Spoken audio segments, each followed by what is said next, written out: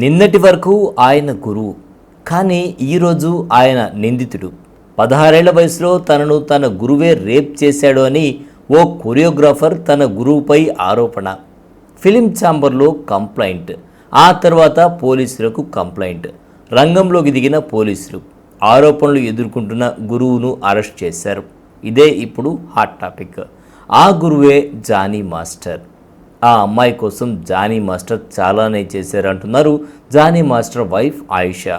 తన ముందు ఆ అమ్మాయి జానీ మాస్టర్ను అన్నయ్య అని పిలిచేదని చెప్పుకొచ్చారు. తనను మాత్రం వదిన అని పిలిచేదని, తన వెనక ప్రేమ పేరుతో తన భర్తను వేధించేదని తనకు తెలిసిందని అంటున్నారు ఆయిషా. ఆ అమ్మాయి చెప్పేదంతా అబద్ధమని ఓ ఇంటర్వ్యూలో చెప్పుకొచ్చారు. మరోవైపు జానీ మాస్టర్కు నాగబాబు పరోక్షంగా అండగా నిలిచారు. ప్రతి కథకు 3 పాస్వాలు ఉంటాయని, ఒకటి మనం చెప్పేది, రెండోది ఎదుటి వాళ్ళు చెప్పేది, మరొకటి నిజం.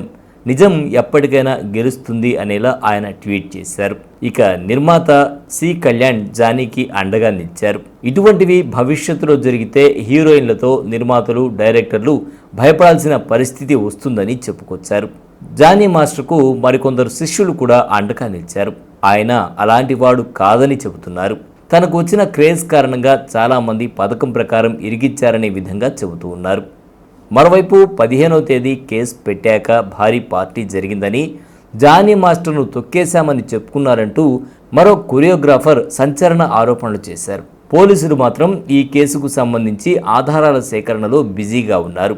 రిమాండ్ రిపోర్ట్లో పలు కీలక విషయాలు పొందుపరిచినట్టు సమాచారం. తొలిసారి లైంగిక దాడి జరిగినప్పుడు ఆ యువతి వయసు 16 సంవత్సరాలే అని ఆధార్ కార్డ్ ఢీలో పాల్గొన్న సమయాలను బట్టి తేల్చారు. గత 4 ఏళ్లుగా బాధితురాలపై అనేక మార్లు లైంగిక దాడికి పాల్పడినట్టు వచ్చిన ఆరోపణలపై విచారణ అనంతరం పూర్తి వివరాలు తెలిసేటువంటి అవకాశం కనిపిస్తోంది.